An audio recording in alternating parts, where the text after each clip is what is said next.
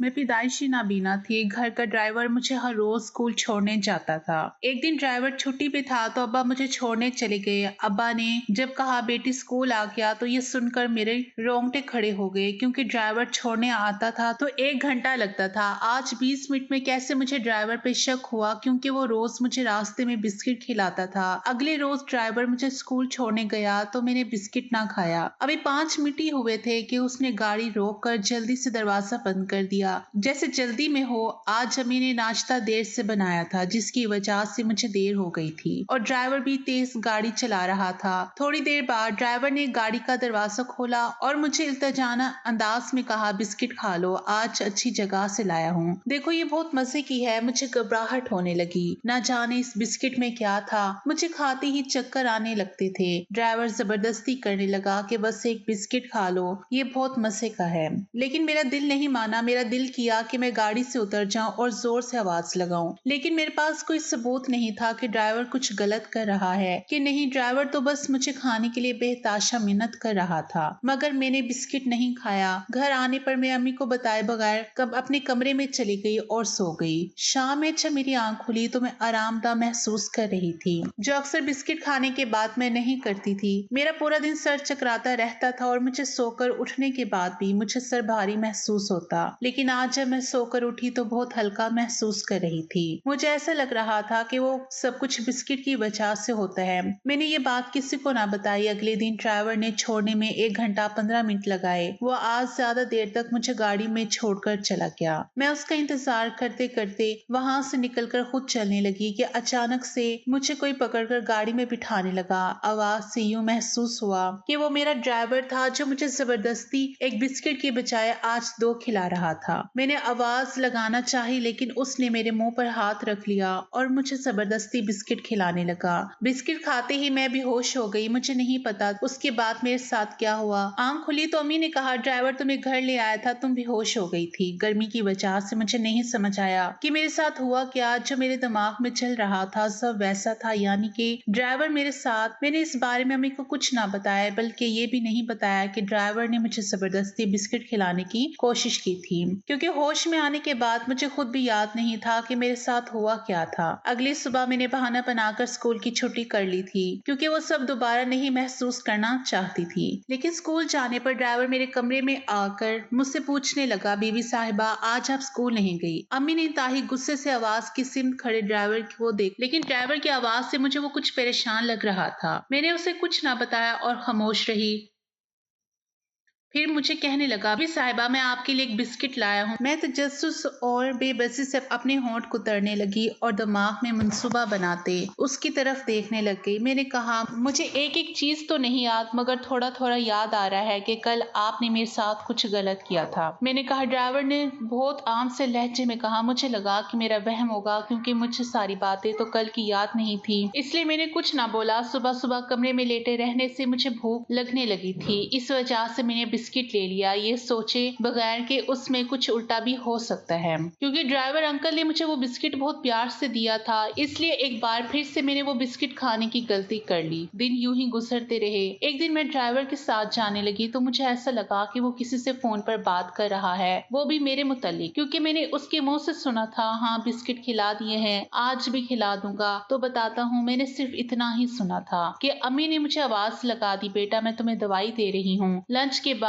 खाना खा लेना, तुम्हारे लिए डॉक्टर से खास तौर पर दवाई लाई थी, बस अल्लाह शफा दे तुम्हारी आंखों को और जल्दी से तुम देखने लगो। मैं दवाई लेकर गाड़ी में बैठ गई। थोड़ी ही देर बाद ड्राइवर ने एक बार फिर से गाड़ी रोकी। इस बार तो मैंने ठान ली थी कि ड्राइवर करता क्या है, आखिर पता लगाऊं। गाड़ी पिछले 15 मिनट से एक ही जगह साकिन खड़ी थी, इसलिए उसका पीछा ना कर सकी। मैं इधर उधर सहारा लेती गाड़ी से निकलने लगी, कम से कम मैं तो ये पता लगा सकूं कि आखिर मैं हूँ किस जगह पर। कहीं दूर से ड्राइवर की बातें करने की आवाजें आ रही थी। मैं ज्यादा करीब भी नहीं जा सकती थी, वरना ड्राइवर मुझे देख लेता। ड्राइवर की बातें करने की आवाजें आ रही थी, मैं ज्यादा करीब भी नहीं जा सकती थी, वरना ड्राइवर मुझे देख लेता, और जबकि मैं उसे ना देख पाती। ड्राइवर की ना आवाज सही आ रही थी और ना ही महसूस हो रहा था कि क्या मैं ऐसी जगह हूँ जहाँ मुझे ड्राइवर देख नहीं सकता हो। लेकिन मेरा पता लगाना भी जरूरी था कि आखिर ड्राइवर करता क्या है। दूर से कहीं धुआं आता महसूस हो रहा था। मुझे लगा कि शायद ड्राइवर सिगरेट पी रहा है। अगले ही पल मेरे दिमाग में आया कि ये कहीं नशा भी तो नहीं करता। और उस दिन शायद साथ कुछ हुआ था जो उस दिन मैं बेहोश हो गई थी और मुझे कुछ याद भी नहीं था। तो कहीं उसने मेरे साथ नशे में कुछ किया तो नहीं था। मैं नबीना कहीं भाग भी नहीं सकती थी। मुझे तो ये भी नहीं पता था कि जिस तरफ मैं भागूंगी ड्राइवर होगा भी कि नहीं और मुझे कहीं देख भी ना ले। वो धुआं बढ़ता जा रहा था। ड्राइवर की आवाज और करीब से आने लगी, बल्कि ड्राइवर के साथ साथ ऐसा महसूस होता था कि कोई और भी उससे बातें कर रहा है। मुझे कुछ ना समझ आया और मैं वापस अपनी गाड़ी की तरफ बढ़ने लगी। इधर उधर से सहारा लेकर मैं थोड़ी देर के बाद आखिर अपनी गाड़ी के पास पहुंच गई थी। गाड़ी में बैठते ही कुछ देर बाद ड्राइवर भी आ गया। बीबी साहिबा आपकी सांसें क्यों फूल रही हैं? कुछ नहीं, वैसे ही छोड़े। मैंने डर कर कहा, इतनी देर क्यों हो गई थी आपको? मैंने हिम्मत करके पूछा। कुछ नहीं बीबी साहिबा, अपने बच्चों के लिए दवाई ले रहा था। गरीब के बच्चे तो बस बीमार होते हैं। ये कहते ही उसने जेब में हाथ डाला, जिसकी वजह से चुरमुर की आवाज लगी और साथ ही मुझे उसने बिस्किट पकड़ा दिया। उसकी आवाज से और उसकी बात करने के अंदाज से ऐसा कहीं महसूस ना होता था कि उसने कोई सिगरेट या नशा किया है। लेकिन उसकी इस बात पर मेरा तजस्सुस और बढ़ गया कि हो ना हो ड्राइवर ने झूठ बोला है, क्योंकि जिस जगह ड्राइवर मौजूद था उसकी हल्की हल्की आवाज से मुझे आ रही थी। और यही नहीं, उस जगह पर धुआं भी उठ रहा था। क्या वो शीशा तो नहीं पीता होगा? मेरे दिल ही दिल में सोचा, क्योंकि हर गरीब अपना गम मिटाने के लिए यही करता है। लेकिन उसके पास पैसे कहाँ से आ सकते हैं? मैं खुद ही दिल में सवाल करती और खुद ही जवाब निकाल लेती। लेकिन इधर वो किसी से बात भी तो कर रहा था। मुझे अचानक याद आया, कहीं उसे किसी ने नशे में तो नहीं मुलविस कर दिया। बीबी साहिबा क्या हुआ? कहाँ गुम है? आपको भूख लग रही होगी ना? ये बिस्किट खाए। आप मुझे बिस्किट क्यों देते हैं? बिल आखिर मेरे मुंह से निकल गया और उस दिन जब मैं बेहोश हो गई तब आपने मेरे साथ जबरदस्ती की थी ना? मुझे बहुत हल्का हल्का याद आ रहा था। मैंने बदतमीजी की, कब नहीं। टूटे फूटे अल्फाज में ड्राइवर ने कहा कि मैंने ज्यादा बहस नहीं की क्योंकि मुझे खुद हकीकत नहीं मालूम थी। आपकी तबीयत कैसी है? अब मैं अचानक से सटपटाई मेरी तबीयत के बारे में। उनको कैसे पता चला? मैंने तो अपनी तबीयत का किसी को नहीं बताया था। इसका मतलब बिस्किट में जरूर कुछ था। मेरी तबीयत को क्या हुआ है? मैंने बहुत नॉर्मल अंदाज में पूछा। अरे आपकी आंखें, उनके बारे में पूछ रहा हूँ। कुछ बेहतरी आई? उसमें आपका इलाज चल रहा था ना? हाँ वो अच्छा क्या फर्क? कुछ भी नहीं, थोड़ा तो पड़ा होगा। ड्राइवर ने हैरानी से पूछा। नहीं, अम्मी ने दवाई ली थी, मैं रोज खाती हूँ, मगर उससे भी कोई फर्क नहीं पड़ता। मैं क्यों गलत सोच रही थी ड्राइवर के बारे में, जबकि वो कितना दिल का अच्छा है। मैंने खुद से हम कलाम होते हुए कहा, शायद मैं ज्यादा सोच रही हूँ। ये सोचते ही मैंने ड्राइवर से बिस्किट मांगा और मामूल के मुताबिक खाने लगी। रास्ते में गाड़ी पंक्चर हो गई और हमें कुछ वक्त इंतजार करना पड़ा, क्योंकि अब हमें इंतजार करना था और काफी देर हो चुकी थी और मेरी हालत खराब होने लगी थी। मेरा सर चकराने लगा। मेरी हालत देखकर ड्राइवर सुन हो गया, क्योंकि इससे पहले कभी भी मेरी हालत ड्राइवर ने नहीं देखी थी। ड्राइवर परेशान हो गया और जल्द अज जल्द गाड़ी ठीक होते ही मुझे घर ले गया। उसके बाद अगले 2 दिन तक मुझे ड्राइवर ने नहीं छोड़ा, बल्कि मुझे बाबा लेने और छोड़ने जाते थे।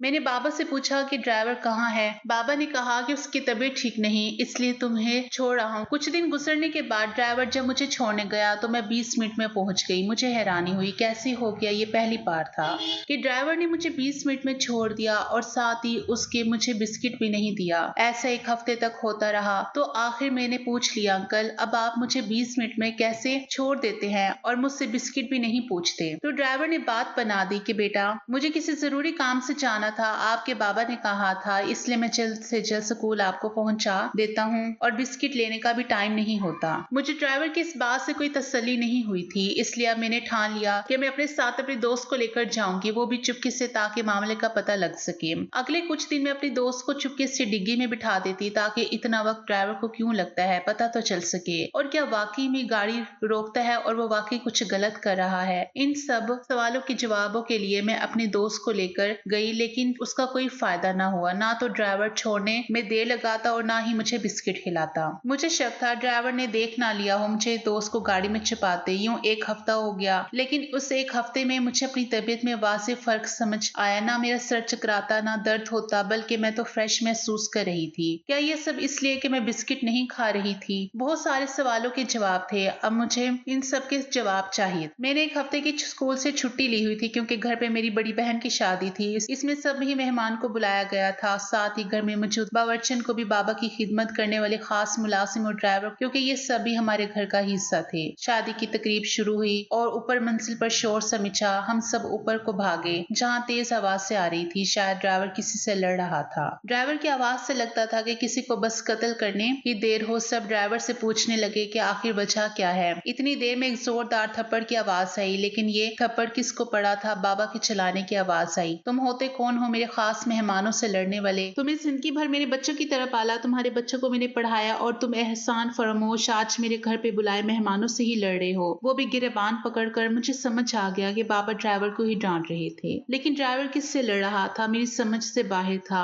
आंख से आंधी कैसे कुछ देख सकती थी। आप इसको नहीं जानते साहब, ये बहुत जलील इंसान है। मैं आपको कैसे सच बताऊं, मेरी हिम्मत नहीं हो रही। ड्राइवर ने नहत गुस्से से कहा, चुप हो जाओ और दफा हो जाओ। यहाँ से आई समझ बाबा की आवाज में शदीद गुस्सा भरा महसूस होता था। तुम जानते हो कि इस पर इल्जाम लगा रहे हो शबीर साहब पर, मेरे खास मेहमान। तुम्हें पता है इनके भाई ने ये घर हमें डीलिंग में दे दिया था। हमारी बहुत बड़ी प्रॉपर्टी का लॉस हो गया था। शबीर साहब के भाई ने अपने घर में मशवरे के बगैर इतना बड़ा फैसला कर लिया था। लेकिन तुम गरीब कहाँ जानो ये बात बाबा के मुंह से पहली बार निकला था। शायद इसलिए क्योंकि शबीर अंकल के भाई जमीर अंकल का हम पर वाकई ही बड़ा एहसान था। नहीं साहब जी, ये इतने अच्छे नहीं जितने आप समझ रहे हैं। ये झूठा शख्स रोज बुले शाह के मजार पर जली पीर बनकर बैठता है। अच्छा तुम्हें किसने बताया? तुम्हें काम के सिवा हम जाने कहाँ देते हैं जो तुम्हें पता हो? बाबा ने तंसी अंदाज में कहा, साहब जी मैं आपको अगर एक सच बताऊं आप गुस्सा तो नहीं करेंगे? ड्राइवर की आवाज कुछ डरी हुई महसूस हुई थी। तेरा और क्या कहना रह गया है, तू क्या बोलेगा? अब बोल। बाबा तो जैसे गुस्से से पीले हो रहे थे। उनकी आवाज मैं महसूस कर सकती थी कि बाबा जितना गुस्सा कर रहे हैं लाल हो गए होंगे। वो दरअसल बीबी साहिबा बिस्किट ड्राइवर की जुबान लड़खड़ाई थी। बिस्किट का नाम सुनते ही मेरे रोंगटे खड़े हो गए थे। दफा हो जाओ और अब एक लफ्ज न कहना। मुंह से कुछ निकल तो रहा नहीं है, डर के मारे अब क्या कहोगे? जो तमाशा बनना था बन गया।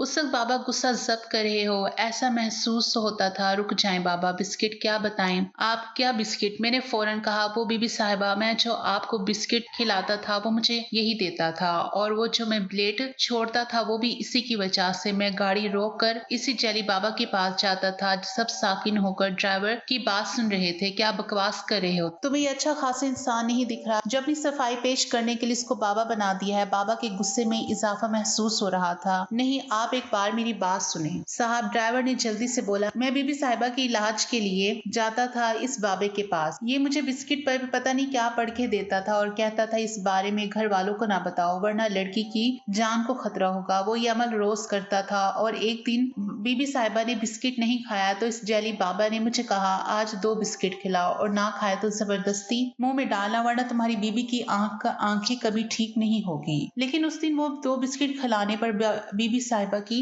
तबीयत खराब हो गई। मैंने सोचा वैसी ही हुई होगी, लेकिन कुछ दिन पहले गाड़ी खराब हो जाने की वजह से बीबी साहिबा को इंतजार करना पड़ा। तब मैंने बीबी साहिबा की वो हालत दोबारा देखी तो मुझे कुछ गड़बड़ लगी। मैं अगले रोज उस बाबा के पास बीबी साहिबा को स्कूल छोड़ने के बाद गया। वहां पहुंचा तो कुछ लोग आपस में बातें कर रहे थे। मुझे वो बाबा भी नजर न आया तो मैं उन सब लोगों के पास चला गया। वहां खड़े लोगों से मैंने कहा, तुम्हें पता है यहाँ एक बाबा होते हैं जो बिस्किट पे दम करते हैं। वो कहाँ है? सब मेरी तरफ देखकर कहने लगे, कौन बाबा? हमने तो इधर किसी को नहीं देखा जो भी दम करते हैं, अंदर करते हैं। मुझे कुछ समझ न आया कि मैं क्या करूं। उस दिन के बाद मैंने ना ही बिस्किट दिया बीबी साहिबा को और ना ही देर से छोड़ा, और आज मुझे ये इधर नजर आया तो मैं पहचान गया ये वही बाबा है। किसी को भी ड्राइवर की मनगढ़ंत कहानी पे यकीन नहीं आ रहा था, लेकिन मुझे ये सब सच महसूस हुआ। हाँ, मैं एक दिन पीछा कर रही थी तो मुझे धुआं महसूस हुआ, और ये भी कि ड्राइवर किसी से बातें कर रहा है, लेकिन किससे कर रहा है मैं ये देख नहीं सकती थी तो मुझे पता ना चल सका, और मुझे सच में इस बिस्किट से चक्कर आते थे। देखा साहब, मैं सच कह रहा था। सब ड्राइवर की तरफ मतवज्जा थे कि मुझे महसूस हुआ कोई मेरे करीब आ रहा है। अचानक से किसी ने मुझे कस कर पकड़ लिया और कहने लगा, हिलना मत वरना तुम्हारी बेटी को मार दूंगा। यह आवाज शबीर अंकल की थी जिन्होंने शायद मेरे सर पर बंदूक रखी थी। घर के सब अफराद खौफजदा थे। किसी को कुछ समझ नहीं आ रहा था कि आखिर हो क्या रहा है, और अब जो आवाज आ रही थी वो सिर्फ शबीर अंकल की थी। वो मैं था जो तुम्हारा नुकसान चाहता था। क्यों नहीं करना चाहिए ऐसा? तुम्हारी वजह से मेरे भाई ने भी हमसे पूछे इतना बड़ा घर तुम्हें दे दिया। ये घर मेरा था, मैं चाहता था रहना यहाँ पर, और तुमने बड़ी होशियारी से घर ले लिया। और फिर तुझे क्या मिला? ये नबीना बेटी। हाँ, फिर तो इसका इलाज करेगा। वो तंसी अंदाज में शबीर अंकल बोले जा रहे थे। मेरा तो ख्वाब था घर ना हासिल कर सका तो क्या तेरा नुकसान तो कर सकता हूँ ना। और फिर तेरी ये नाबीना बेटी और बेवकूफ ड्राइवर, अच्छा मौका कहाँ मिलता। शबीर अंकल मेरी कमजोरी का मजाक उड़ा रहे थे और मेरी आंखों से आंसू टपक रहे थे कि अचानक से किसी ने किसी को धक्का दिया तो मुझे भी महसूस हुआ और मैं थोड़े आगे को हो गई। बस बीबी साहिबा के बारे में एक अल्फाज भी नहीं, ये आवाज ड्राइवर की थी, लेकिन साथ ही कहीं जोर से नीचे किसी के गिरने की आवाज आई। रोती हुई अम्मी, बहन और भाई मुझसे लिपट गए और नीचे सीढ़ियों पे भागने की आवाज आई। क्या हुआ है अम्मी? मैंने परेशानी से कहा। बेटा, ड्राइवर ने शबीर अंकल को नीचे धक्का दे दिया था और अभी बाबा भागे हैं, पकड़ने गए हैं शबीर अंकल को। इतने में पुलिस को भी कॉल कर दी गई। थोड़ी देर के बाद पुलिस शबीर अंकल को ले गई। अब सिर्फ रोने की आवाज सुनाई देती। इस बार बाबा के रोने की भी आवाज आई। मुझे माफ कर दो बेटा, मैंने तुम्हें कितना गलत समझा, तुम्हें थप्पड़ मारा, गरीबी के तंस दिए, लेकिन तुमने फिर भी मेरी बेटी की इतनी मदद की। बाबा ने भीगी आवाज में कहा। मुझे लगा था कि शायद मुझे भी माफी मांगनी चाहिए, क्योंकि मैं भी न जाने क्या क्या सोची बैठी थी। अंकल मुझे भी माफ कर दे, मैंने भी आपके लिए कितना गलत सोचा। मैंने दुख भरे अंदाज में कहा, अरे साहब बीबी, आप दोनों मुझे शर्मिंदा कर रही हैं। जो हुआ सो हुआ, छोड़े ये सब कुछ देर। उस नाजुक सूरत हाल के बाद एक बार फिर सब अपने कामों को चले गए। ड्राइवर अंकल, आप मुझे रोज बिस्किट खिलाते थे, लेकिन ना मेरे सर में दर्द होता था ना ही भारी। हम ना जाने क्यों किसी को जाने बगैर उस पर तोहमत लगा देते हैं, ये सोचे बगैर कि सामने वाले की नीयत अच्छी भी हो सकती है और गरीब का दिल कितना बड़ा होता है, ना कि अमीरों की तरह जो इतनी जायदाद के बावजूद एक जायदाद के लिए किसी की जान की परवाह नहीं करते। आपकी इस बारे में क्या राय है? क्या ड्राइवर सही करता था?